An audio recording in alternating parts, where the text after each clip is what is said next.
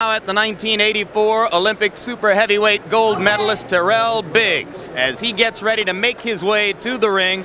Biggs, of course, 4 years ago was the star heavyweight in the Duvas main event stable when he fought against Mike Tyson in 1987 in Atlantic City. At that time, the Duvas still had Evander Holyfield fighting in the cruiserweight division. And shortly after his knockout loss to Tyson, the Duvas split from Tyrell Biggs. They believed that he no longer had it to be a contender in the heavyweight division. So one of Biggs' motives here tonight is an entirely personal one, to show his former employers that he is still the kind of fighter that they once believed he was. One of the unusual things about Biggs, Gil, is that he openly talks about the fact that he's gone from a headliner to an opponent. Well, yes, it certainly was unusual. He put himself in perspective. He said, I used to be the superstar. I was the guy that was building up. Now they're trying to use me to build up other guys. He said, but I think I can still fight. There's Tyrell Biggs' record, as you can see. Since he was defeated by Mike Tyson, he's won 5 and lost 4.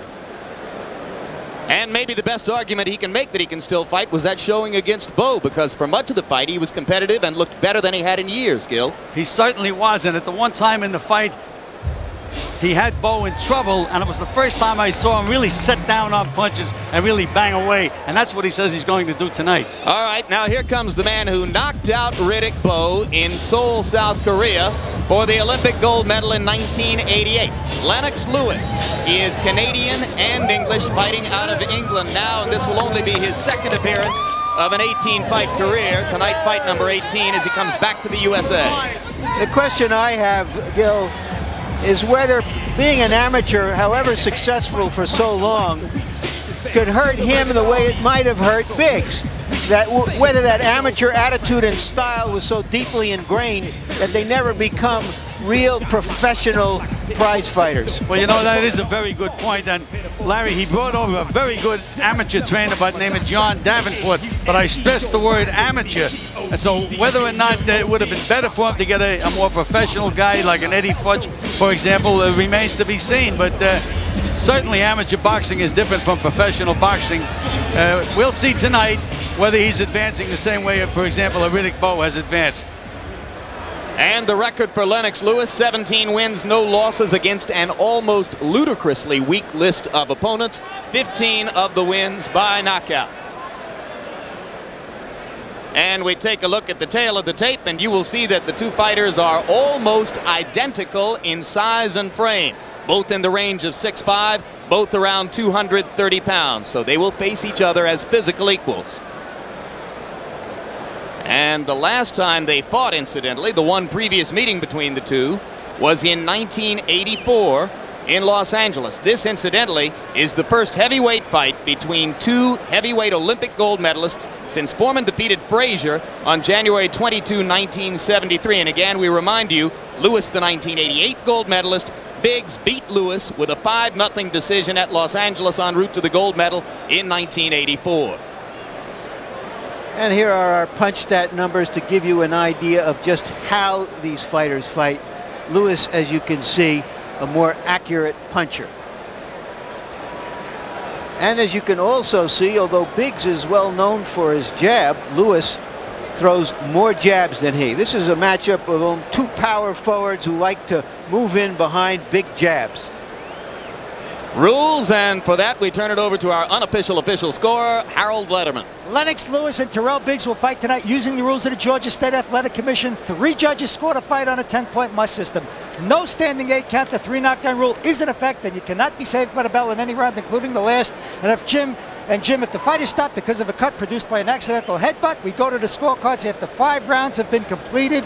Up until then, it's a technical draw. All right, Harold, thanks very much. Right now, let's go to the familiar face and voice of ring announcer Michael Buffer for pre-fight introductions. Ladies and gentlemen, good evening and welcome to the Omni Arena here in one of America's greatest sports cities, Atlanta, Georgia, where tonight, Main Events Monitor Productions in association with The undisputed, undefeated king of beer, Budweiser, presents professional boxing for your entertainment. All the bouts tonight, ladies and gentlemen, are sanctioned by the Georgia State Athletic Boxing Commission. The 3 judges assigned to this first bout will be Erwin Deutsch, Bobby Ezor, and Frank Skilbred. And the third man in the ring for this contest is Frank Santor. And now, ladies and gentlemen, a special bout in the heavyweight division scheduled for 10 rounds. Introducing first, fighting out of the red corner, wearing the white trunks with black trim. He weighs an even 231 pounds. He is the 1984 Olympic gold medal champion in the super heavyweight division, and now as a professional his record is 19-4 with 12 KOs. Ladies and gentlemen, from Philadelphia, Pennsylvania, Tyrell, the TV Terror Biggs. And across the ring in the blue corner, his opponent wearing the red trunks with black trim, weighing in at 230.5 pounds.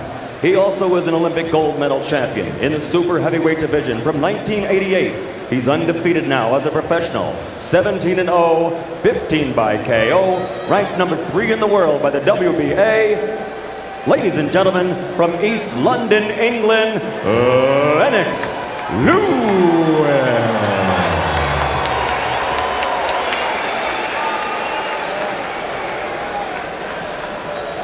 Gentlemen, we know the instructions in the dressing room. Remember to obey my commands at all times. Any questions? Protect yourselves at all times, guys.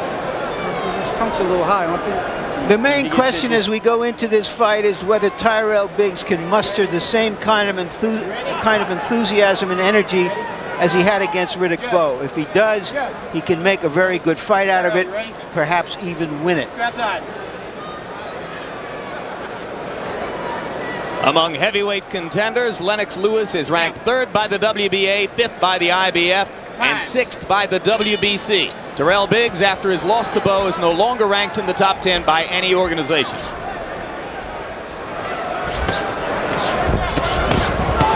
Lewis comes out firing and lands a right hand to drive Bowe into the ropes. Great, there you go.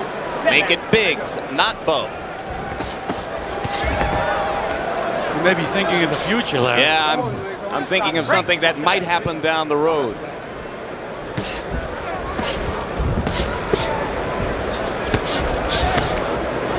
Watch your head.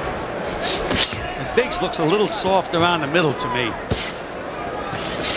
Doesn't look as sharply trained as was the case against Bowe a couple of months ago. Biggs told us he only had 2.5 or 3 weeks in which to get ready for this fight. And maybe Lewis senses that and has made a determined effort to come out of the blocks extremely fast. And now Biggs tries to get the jab going. And you know, it's unusual for Stop, don't put that. the book on Lennox Lewis is that he's a very careful fighter. Works behind the jab. And for him to move out of the blocks like that, Jim, is quite a surprise. He looks like he wants to get it over with in the first round. Clearly wants to make an impression on American viewers and the American boxing writers seated at ringside.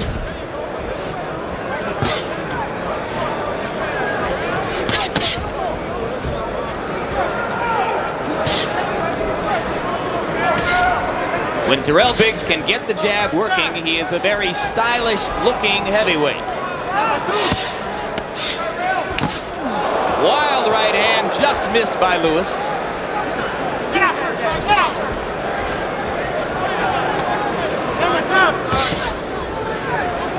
One of Biggs' biggest problems in the past was that he tried to punch and get out of the way at the same time. And it took all of the sting out of his punches. He said tonight that he's going to sit down on his punches, and he finally realized that he has to hit you and hurt you when he fights you. It's not any amateur. Both men are landing the jab here. Biggs has not tried to follow with anything. Lewis is the one who is throwing big right hands over the top, most of which have missed so far, except for the one early connect that pushed Biggs into the ropes. But as you can see, Tyrell Biggs is fighting from a flat-footed stance, which is very, very unusual for him. None of the side-to-side movement, not on his toes. Lead left hook just missed for Lewis. Now 2 right hands land, and another. And Biggs ties him up. Don't grab me behind me. Come on, step back. Round 1 coming to a close. Lewis lands 2 more right hands. Biggs in a little trouble, but the bell is going to sound. We spoke about the amateur attitude that might be ingrained in these fighters from their long amateur histories, but right there, Lennox Lewis showed us some real professional attitude. Just relax and use your jab, okay? He certainly did, Larry. He came right out bombing. Tyrell, just stay relaxed, okay? Stay relaxed. Stay relaxed, Tyrell. Stay relaxed. Tyrell. There you see Lewis squaring off and trying to put some real hurt on Biggs. Same sequence, different angle. It's unusual for a British heavyweight of any kind to fight this way. Gil, we're usually used to seeing them wanting to lay back, amateur or professional. Well, you know, I did mention the fact that John Davenport, an American trainer, is his trainer, moved over from New Jersey. But again, John has worked mostly with amateur fighters. But you can see that Lennox Lewis looks like he certainly has advanced quite a bit since well, he was amateur exceptionally days. aggressive in his last fight against former cruiserweight Glenn McCrory, and he has come out firing again tonight. Lewis, once again, pinning Biggs against the ropes with right hands, and now Tyrell pivots off the ropes and lands a couple body shots.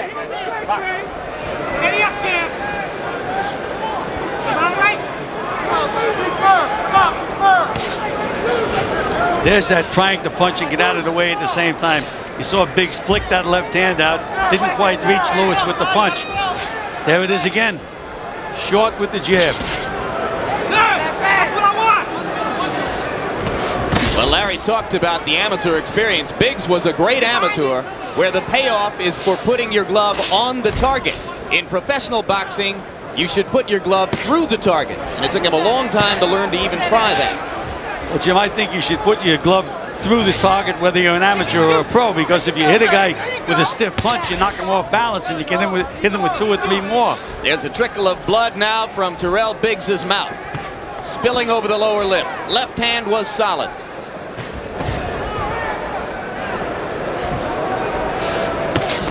Work that 3 down. Here you go, baby. Move it. If you saw Biggs Tyson in 1987, you know that Tyrell gets a very pained expression on his face, almost as though he's about to weep when he's being badly beaten in the ring. Traces of that expression are already beginning to creep around the eyes of Tyrell Biggs tonight. Lennox Lewis looks like much the stronger guy physically, Jim. Looks like he can handle Tyrell on the inside.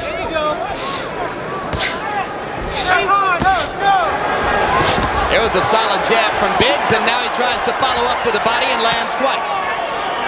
And Lewis continues to step forward. That right hand did not connect. Break. There you go. Well, the crowd loved the effort. Uppercut is solid, and Tyrell Biggs once again pinned against the ropes. And Biggs with a left to the body and a left over the top. Good stiff left hook by Tyrell Biggs. And Jim, this is the first time I've ever seen him fight this way, completely flat-footed and really trying to bang away. That's what he told us he was going to do in the interview, and that's what he's doing. 10 seconds to go in round number 2, and in the second half of this round, Biggs has started to come alive a little. Stop. And we remind you, coming up a little bit later in the evening, our live coverage of the heavyweight championship fight between that man, 29-year-old Evander Holyfield, in his hometown to take on the opponent of the week, Smokin' Bert Cooper. Once again, if you're not a boxing fan, the intention for Holyfield tonight had been to fight Francesco Damiani of Italy. He dropped out less than a week ago with a twisted ankle. Bert Cooper is the chosen opponent with less than a week's notice. And some people think that Cooper will be a lot more dangerous for Holyfield than Damiani would have been. All right. Jab, right hand. Hands up, start stepping to him, okay? Start stepping to him. Remember, step to him with your jab, right hand behind him. Okay? Watch with that elbow. Outside that elbow. Stay here. Stay here. Very often the difference in fights like these is you have one fighter on the way up who's never had his shot, still has a dream of being a champion. The other fighter has had his shot. Can the other fighter, meaning Biggs, really sustain his enthusiasm through a barrage of punches? Well, Larry, if in fact Biggs can land a couple of good solid punches, he can get that adrenaline flowing. But he can get discouraged a lot easier than a Lennox Lewis can get discouraged in a fight. And right now in this round, he's already taken 2 discouraging right hands. That one just missed. But this is rapidly deteriorating toward target practice for Lennox Lewis. There's a good stiff jab. And another. And there's the right hand he was supposed to follow it.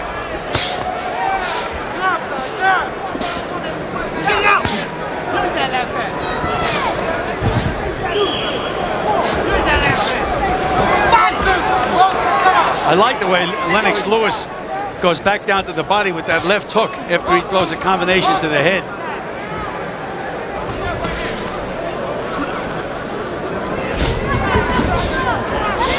One of the things for which Lewis has been criticized in the English press is an inability to put punches together. So he has been working on that.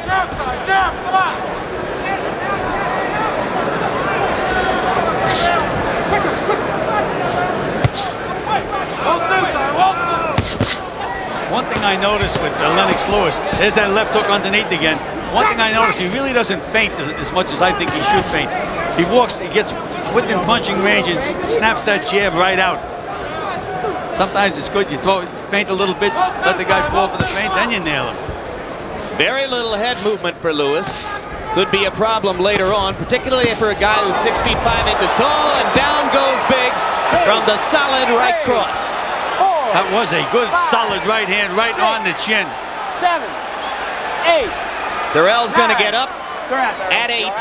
Here we are.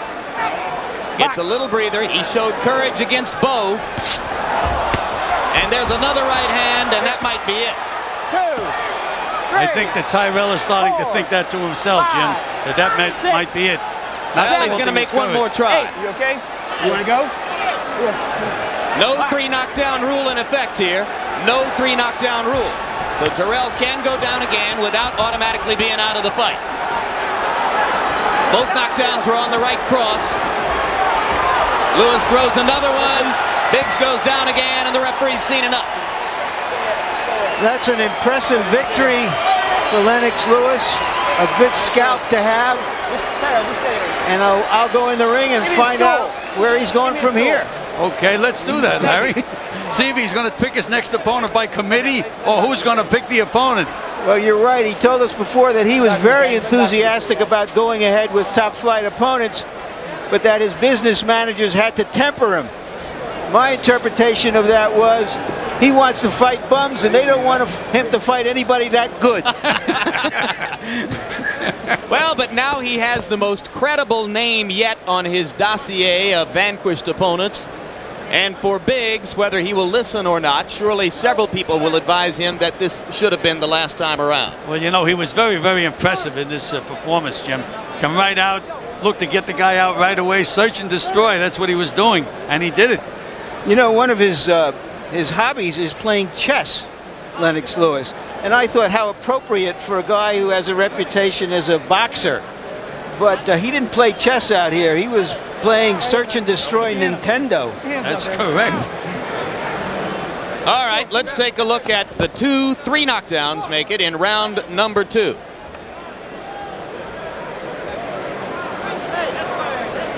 There was the first solid right cross, as you said, Gil, right on the button.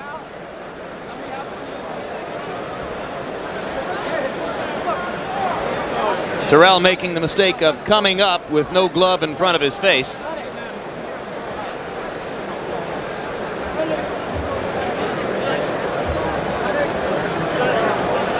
Anytime you slip a punch, Jim, as you said, he should have come up throwing a left hook, even just to protect himself. But instead, as you can see here, doesn't do a thing. He just stays there and bang right on the chin. Lewis looked like so much strong. He looked so much stronger. Here's the second of the 3 knockdowns. There's the wild left that Biggs threw in attempted retaliation. And clearly he was still groggy from the right cross that produced the first knockdown. Yeah, the second knockdown certainly was not a solid punch. You can see it just about caught him almost in the back of the neck. But you can see. And now we'll take a look at knockdown number 3. They were against the ropes as Lewis tried to finish things off.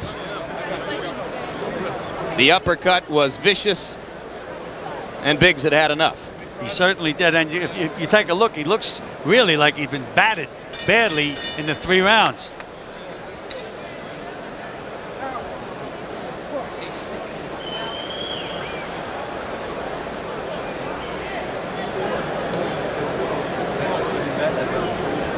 There's the uppercut that set up the final punch. So Tyrell Biggs is waved off after the 3rd knockdown, and Lennox Lewis has the 18th win of his career, the 16th by knockout.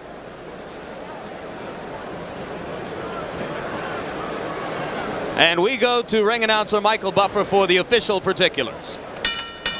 Ladies and gentlemen, referee Frank Santor stops this bout in the 3rd round, enforcing the 3 knockdown rule. The official time, 2 minutes, 47 seconds of the 3rd round.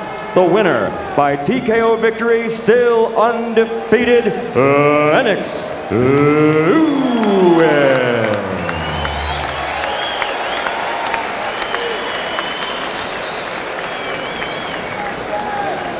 Harold Letterman, a quick clarification.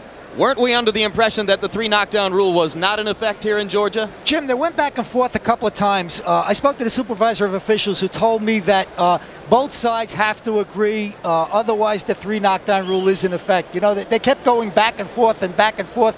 Finally, I got the impression that the 3 knockdown rule was in effect, and I guess the referee thought that way and stopped the fight. All right. Let's go to Larry Merchant with the winner. Thank you, Jim. Congratulations, Lennox. Were you determined here tonight to put on an impressive show, and in particular to dispose of Biggs faster than Riddick Bowe did? Yes, definitely, because I know that me and Riddick Bowe are going to be compared, and I definitely wanted to knock out Tyrell Biggs as fast and as soon as possible. This is what takes 7 weeks in camp, and, you know, I took it out on Tyrell Biggs.